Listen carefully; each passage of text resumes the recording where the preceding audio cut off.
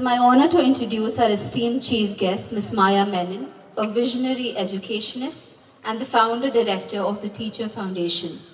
With an MBA in Education Management from the University of Leicester, a diploma in journalism, and degrees in Education and Botany honors from Delhi University, Ms. Maya Menon has dedicated over 25 years to transforming education in India and abroad. Her groundbreaking initiatives include the Wipro Applying Thought in Schools Teacher Empowerment Project, the Safe and Sensitive Schools Program, and the creation of the iSelf framework, which has been globally recognized for its depth and impact. She has also led collaborations like the Life Skills Collaborative, aiming to redefine life skills education across the country. Ms. Menon has trained thousands of educators and authored influential articles in book chapters on education practices and policies. She has served on prestigious committees, including those shaping India's National Education Policy 2020. We welcome Ms. Menon to this occasion and request her to accept our token of gratitude.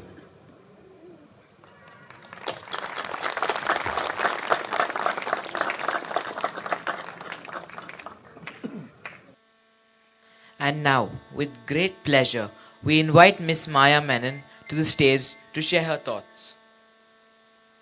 Good evening, parents. Good evening, dear teachers. Good evening, of course, dear students. It's lovely to be here. It's been many months. I think I came last summer. That was my last visit here. But Oasis is an institution that I've seen grow from scratch, right from the idea in 1999 and then school in 2000. So its trailblazing founders, trustees, and its extended staff are very dear to me. And of course, I don't know all the students because my work and interaction has always been with the teachers. So, however, but when Dr. Amber called me to invite me a week or 10 days ago to speak at the valedictory, I was in two minds. Not because I didn't want to come, but because I'm currently on a 4-month sabbatical till March. This is the first one I've taken in my career of over 40 years, incidentally. But the past 1.5 months of my sabbatical has given me time to unwind, relax, think about my life, my work, and the world in general. And of course, education is completely inextricably linked to whatever I think and do as a person. And when you think about what's happening in the world, it's easy and natural to feel a bit dispirited and perhaps pessimistic about what's happening in our immediate surroundings, our state, our country, and the world at large. There is increasing divisiveness in society, politics, and even cultures based on religion, caste, socioeconomic status. And it's easy for us to go with the flow that's dominant in our respective social bubbles because we all live in our own social bubbles. And it's easy to go with what seems to be the main sort of mood in that social bubble. But if we want to lead lives that are authentic, sane, and productive, it's important for us to consider the greater good. Causes that transcend the petty divisions that we often fall prey to. The greater good hinges on finding and recognizing common humanity, while accepting and even celebrating our differences. The greater good depends so much on mutual respect, empathy, and dialogue. And sometimes dialogue can be difficult, but the dialogue is important because talk is always better than any kind of war. And I think this holds true even more today in the world of AI. Everybody, including schools, are sort of heading towards using artificial intelligence, ChatGPT, etc. And it's easy for us to get swayed by that and forget that the common humanity that schools can foster and nurture is what makes schools special today.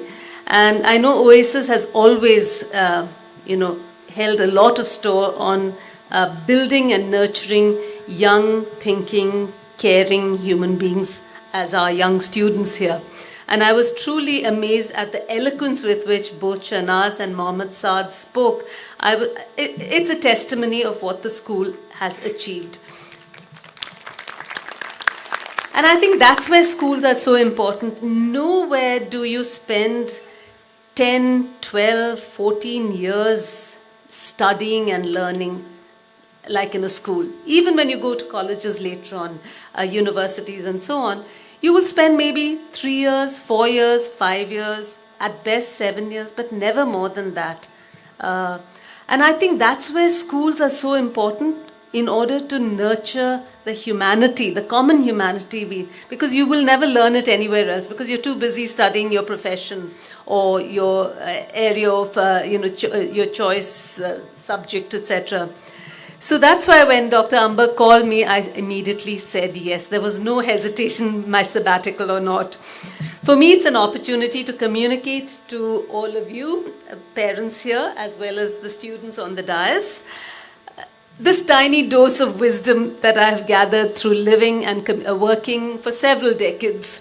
So now coming to this occasion, this particular valedictory function, this graduation, school farewells, right from when I remember my 10th standard, my 11th standard actually farewell, many decades ago, they provide snapshot moments of that you want to treasure forever. They're snapshots of moments that you want to treasure forever.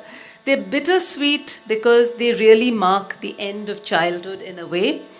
Life will never be the same again, neither for you students on the dais, nor for your parents and, of course, your teachers. For all the parents here, it's a realization that our daughters and our sons are no longer children. For the teachers here, it is the reaffirmation that as yet another batch of students step out of school, that they have touched young lives in invisible but memorable ways. And for the most important people here today, the 10th standard students here, the world is suddenly going to be opening up to you, full of exciting, wonderful possibilities.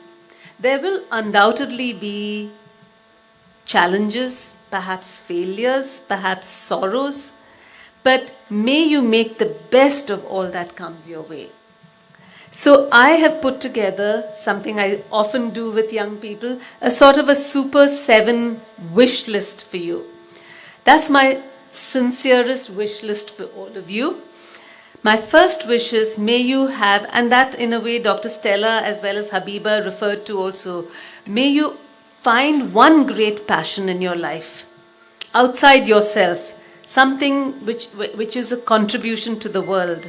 May you find that great one passion, that passion, because that's really important if you want to feel a sense of purpose in this world. Otherwise, if it's all about oneself, it never is satisfactory.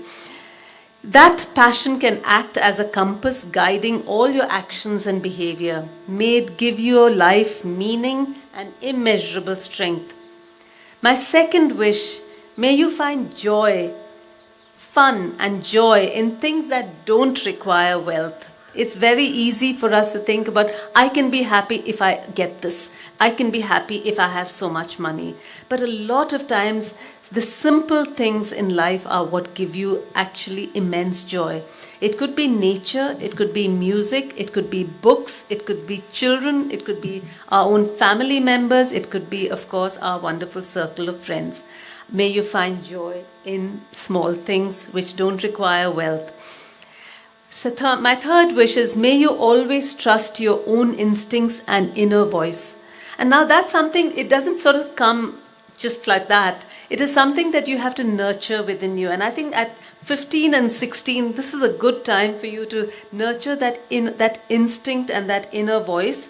Sometimes it could contradict, my apologies to you parents, contradict what your parents or closest friends may say. But if you can stay true to your own instincts and your inner voice, then perhaps you will stay true to what is right for you. My fourth wish is, may you have the courage, and a lot of you, I think Dr. Stella as well as Habiba talked about, may you have, dream to dare and dare to dream. May you have the courage to work hard against all odds. There's nothing comes easy. Nothing, success, achievements don't come easy. So may you have the courage to work hard against odds, striving always for excellence. May you also have the courage to go off the beaten track. You don't have to do things that others have done. You can go off the beaten track and do things that you believe are important, keeping in mind your inner voice and instincts. Courage also, may you also have courage to question existing practices, existing norms in one's own local circle, the wider national circle, and of course the global, circle. It is important for us to question young people. It's whenever anything great that has been achieved has always happened only when you have done something off the beaten track. It could be a small thing, it could be a big thing, but anything that's meaningful, it's not about going with the flow, but going against the flow. My fifth wish is, may you experience success in things that are important to you. Success is important, but when I talk about success, it's not about success as just in the form of marks or money, etc. It is success in doing things that give you purpose and meaning. My sixth wish is, and success is important because success gives you the impetus to move forward, to carry on despite the challenges. If you're constantly experiencing failure, it's very difficult. So that's why my wish list for each one of you is that may you experience some but significant success in things that are important for you. My sixth wish, may you have friends who are steadfast and unfearful of speaking their minds. It's very important to have, and your friends may be your parents, your friends may be a sibling, your friends may be your classmates, of other friends, or it could be a teacher. But it is important to have friends who will tell you the truth, even when it could be a bitter truth, because that will keep you on the straight path, even when you're sometimes, going off the beaten track. It'll help you be sure that you have somebody who will always have your back.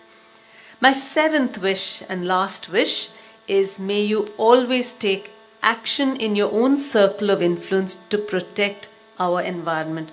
I think concern for the environment is important, and we all have to do that, whether we are older people like us, me, and young people stepping out into the world like our young graduates on the dais. So that's my Super 7 wish for you.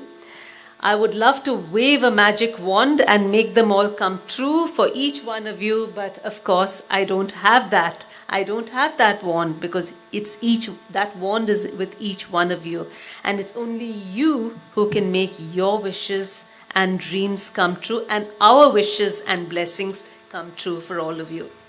I want to end with a quote from the American author and writer Gloria Steinem. She said, "Progress is not always a straight line in which we must defeat or outstrip others, and there is only one winner. Progress is a circle in which we strive to use all our talents and complete ourselves. Potentially, we are all winners. Potentially, all of you, each one of you, is a winner in your own right. And I wish you the very best. Good luck, and God bless all of you." Thank you, ma'am, for this